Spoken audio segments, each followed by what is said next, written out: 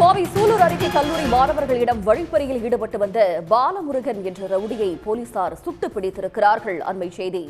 இது பற்றிய கூடுதல் விவரங்களை தருவதற்காக செய்தியாளர் சிவராஜ் இணைக்கிறார். சிவராஜ், விவரங்கள்.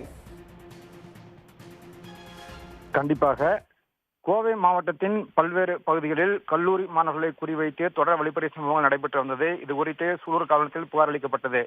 இந்த புகாரின் அடிப்படையில் கோவை மாவட்ட காவல் கண்காணிப்பாளர் கார்த்திகேயன் உத்தரவின் பேரில் தனிப்படையில் அமைக்கப்பட்டு குற்றவாளி தேடும் பணியில் ஈடுபட்டு வந்தனர். இந்நிலையில் கோவை சூலூர் அருகே அந்த குற்றவாளி பதுங்கியிருப்பதாக தனிப்படை போலீசாருக்கு தகவல் கிடைத்தது. அந்த தகவலின் அடிப்படையில் தனிப்படை போலீசார் அந்த நபரை பிடிக்க சென்ற பொழுது போலீசார் மீது அந்த நபர் தாக்குதலில் ஈடுபட்டதாக கூறப்படுகின்றது.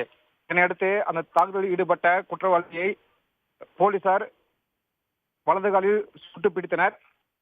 போலீசாரின் முதற்கட்ட விசாரணையில் அந்த நபர் சிவகங்கை மாவட்டத்தைச் சேர்ந்த பாலமுருகன் என்பது தெரிய வந்தது. இதனையடுத்து வலது காலில் குண்டு பாய்ந்து காயமடைந்த பாலமுருகனை போலீசார் சிகிச்சைக்காக மருத்துவமனைக்கு அழைத்து சென்றுள்ளனர். இந்த சம்பவம் குறித்து கோவை மாவட்ட காவல் கண்காணிப்பாளர் கார்த்திகேயன் தீவிர விசாரணை மேற்கொண்டு வருகின்றார்.